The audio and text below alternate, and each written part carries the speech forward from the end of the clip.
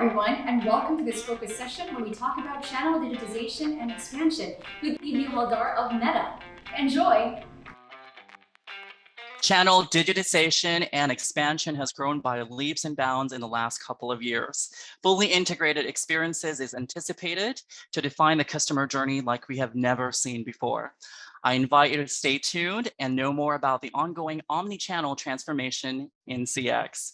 I'm joined today by the director of the Small Business Group at Meta for the Asia Pacific region. After studying management at IIM Bangalore, he took on roles in sales, marketing, and strategy in India, London, and Singapore across multiple organizations, including Coca-Cola, a startup called Markets, Skype, and Meta.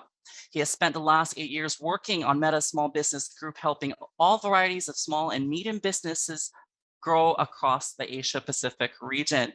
Meta is committed to providing ongoing training to small businesses. It has a dedicated program called Boost with Meta, where entrepreneurs can find the tools and resources they need to reach people who will love their business.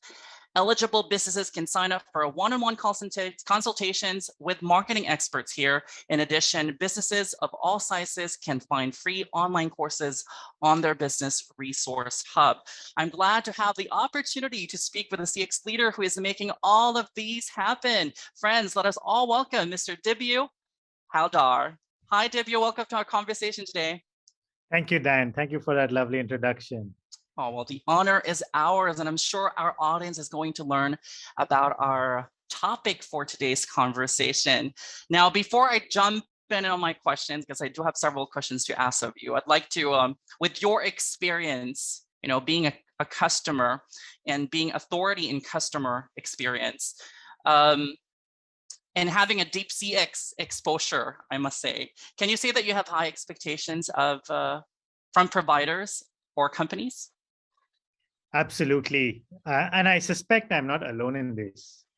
I expect and occasionally also receive the best possible customer experience from the businesses that I support.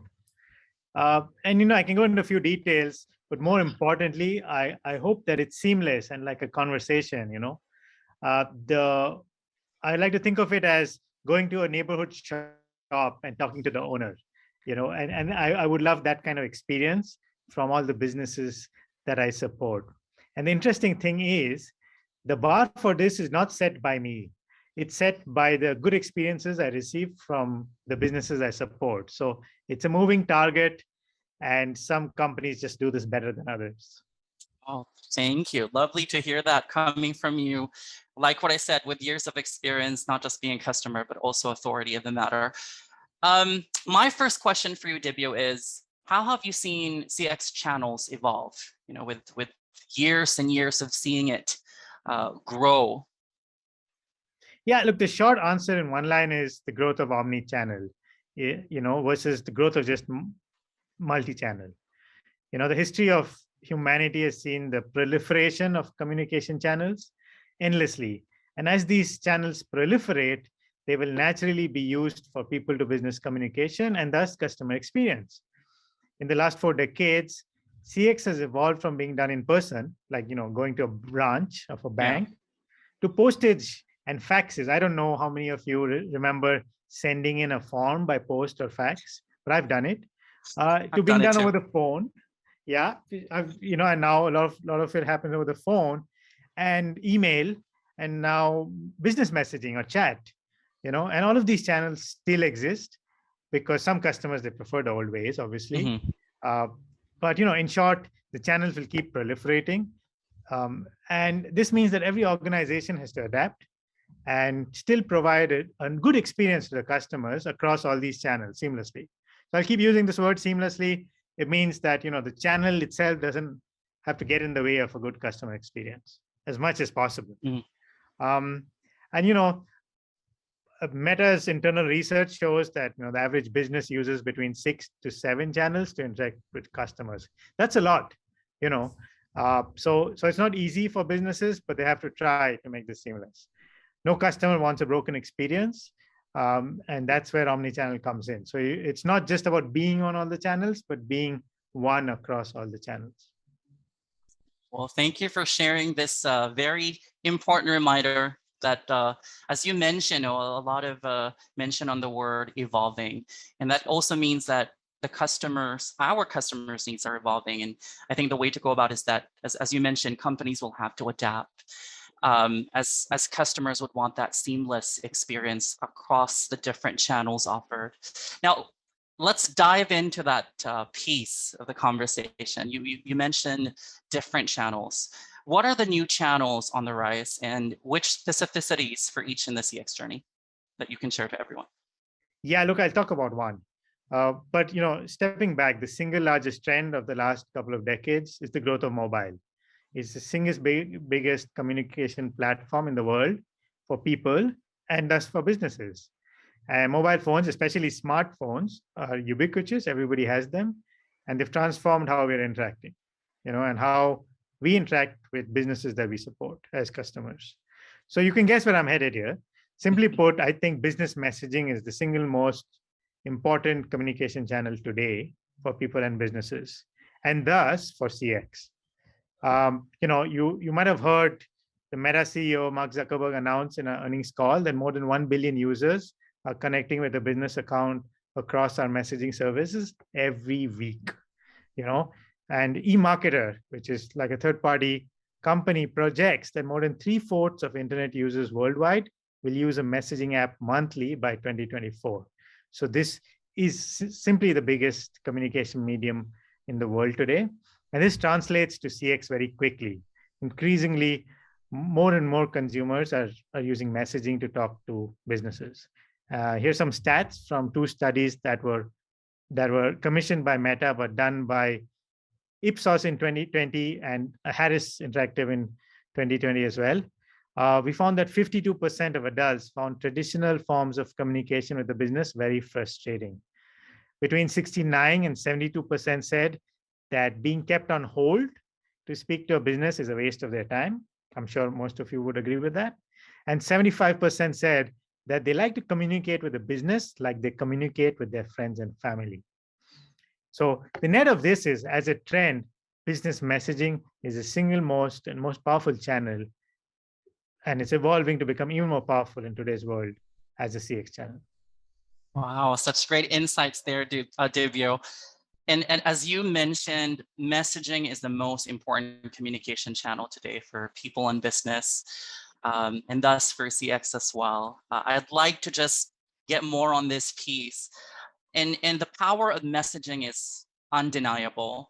Now, based from your observation, gathering your findings or even your own personal experience, can you share to our audience today, and also your knowledge about companies in general, set up messaging fairly well in the last couple of years? How can we improve it? Are there still opportunities that can be improved on this channel? Yeah, I mean, first of all, obviously, being present is the first step. I still find a lot of businesses not using messaging to be available. It's very easy to use messaging. It's great because people can do it while they're doing something else. It's sort of asynchronous. At the same time, it's immediate compared to email. So that's the big pitch. So companies should pick the platform of their choice and be available. That's the first step. The next step is to be as seamless with their other channels. So they shouldn't think of their messaging customer experience as completely different from the other channels, whether it's phone or in person or all the media that exists. So they've got to translate that really nice experience, that the best in class experience they have in any other channel, into messaging, which it requires some amount of training, some amount of planning and thinking, working with the right technology partners and their ecosystem partners and the CX vendors to set it up so that it's a great experience for a customer. So it's not easy to set it up. It's easy for me to just say it in a few sentences, but it takes a few months and quarters There's to effort. get it right. Yeah, absolutely. And you guys have seen this as well. So getting it right and then evolving. And the last bit is really make sure that you gather feedback and make it better. I see a lot of customers, one of the beauties of using business messaging is it's easy to use automation. And like a chat bot or auto responses, which are great, and I'm all for it. but you've got to find a balance between having a great automated experience and then quickly transfer to a real person, or building an automated experience that feels either very efficient or a little more human. Because customers, they quite often you hear them ask, am I talking to a person here? Because everybody thinks their problem is probably special or unique, so you've got to give them that credit. But at the same time, messaging lends itself to a lot of automation, and businesses should use it as much as possible to maybe triage it to the right team or the right person. Get all the details that are probably best over chat. For instance, getting spellings of names, addresses, stuff that is hard to spell out if you were on a phone. So, get those details done while somebody's waiting. That's a good experience. Get some of the basic questions answered, potentially even verification, at least basic steps of verification. So, the net of it is use automation and human interaction intelligently, balance it out well. I love that. It's all really in the balance of things. Thank you for sharing those points. Now, we're talking about the different channels right now. It has grown from just the traditional channels before, and now, as you mentioned earlier, there are a few more that customers are looking for. Which of those current channels in the CX journey do you anticipate will sunset, and why? This is very hard to guess, to be honest. But I'll start my answer with an anecdote from Seinfeld, which is like one of my favorite TV shows of the mid-90s. In the 6th season, in an episode called The Pledge Drive, Seinfeld's grandmother has to interact with her bank. She's basically issued some checks, and the bank calls her, says the checks are bouncing. She obviously gets concerned and wants to sort it out. And she says, I'm going to come to the branch. And the bank manager is struggling to explain to her that, no, actually, we can do this over the phone. I won't get into the episode. It's hilarious. Check it out. But the moral of the story is, back in the 90s, sitcoms were making fun of this, right? So the point I'm making is this has not changed the fact that there will be old channels and new channels, and some customers are not super keen to get into the new channel, and they prefer the old ways of doing things. But this means it's very, very hard to sunset a channel and choose a channel to sunset, because you'll inevitably alienate some customers, especially if you've been around as a business for a while. It's going to be some customers just prefer the oldest possible channel that they're comfortable with. So it's extremely hard to close these channels. But if I had to look at some recent history across the world, I think written physical communication is almost dead. There's very few use cases for an actual signature these days. Faxes, I guess, are dead, and I hear they're used in Japan to some extent, but it's under pressure there. I know a lot of people who've never ever used a fax machine in the workplace today, because but it used to be common. True. So the point I'm making is, it used to be common.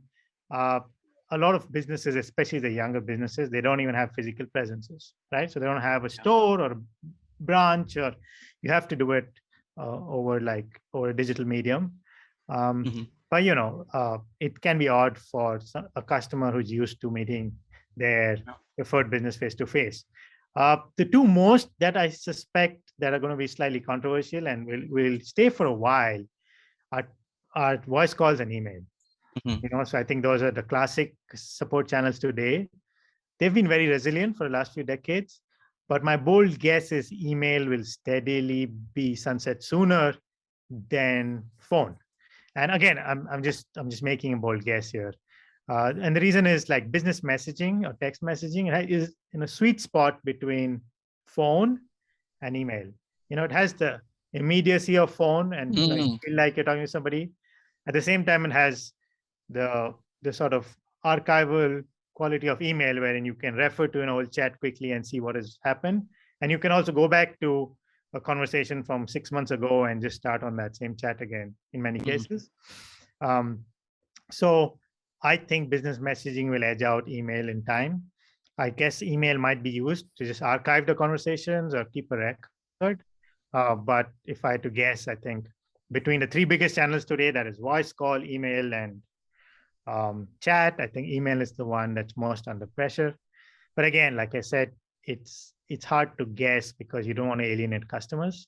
Again, I'm not saying email will die out as a communication medium. I just think as a CX medium, it's under pressure. All right, thank you. Thank you for your insight. Now, how do companies keep up, Dibyo? Like particularly in the ever-shifting omni-channel landscape, are there tips you can give to our audience and how we can work on this? Yeah, it's tough. It's tough. But like I think the first step is to just have proper positive vision for a good customer experience. There are still some businesses I come across that think of customer experience and support as a cost center. I would say that's a very old mindset. Customer loyalty is very valuable, and every business probably knows it, but sometimes you lose touch with that. So just getting that top of mind, saying it's really important to have a good customer experience. And once the company's got past that, which is I guess most companies, you also need to make sure you have the right measurement in place, for loyalty or satisfaction or the experience, because that's the most important thing that helps you keep up with all the changes. You have to have a consistent vision, you have to have a consistent measurement.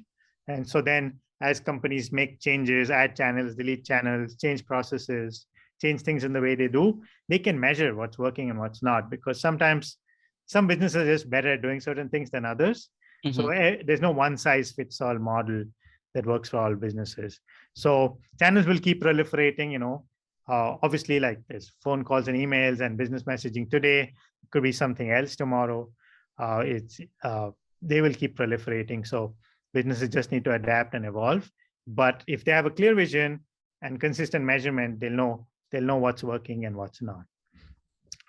Companies need to find a balance between being present and doing a good job everywhere. So, you don't want to be present in 15 different channels and doing a good job. You want to be present with perhaps fewer channels and doing an excellent job. An excellent job typically means seamless. It shouldn't matter to the customer whether she's talking to you over the phone or messaging you, or she should feel like it doesn't matter which channel you're using. I think business messaging, like I said, is a must-have in everybody's channel portfolio today. But the other channels have their place, and businesses have to decide which ones they want to keep. But the fundamental thing is to be seamless. Customers shouldn't think that a certain channel gives them better support than the other. It should be like they were talking to you all along. And lastly, and most importantly, I would encourage companies to use the CX ecosystem. There's a huge industry supporting it, technology partners, outsourced companies, process specialists. It's massive. And so, companies shouldn't try to do everything themselves. They should pick the parts they know best and then partner with the ecosystem to do the rest. I love it. Thank you. Thank you. I've learned so many things. I've written a few of them. I love that you mentioned that companies should have a proper positive vision, a consistent vision for this matter. And there should be a consistent vision, a consistent measurement, and it's all about adapting and evolving. And I think my favorite word is being present, and we want to make sure that it's seamless across all channels. Thank you for sharing this. Now, I do have one question that is not on my script that I'd like to ask you. But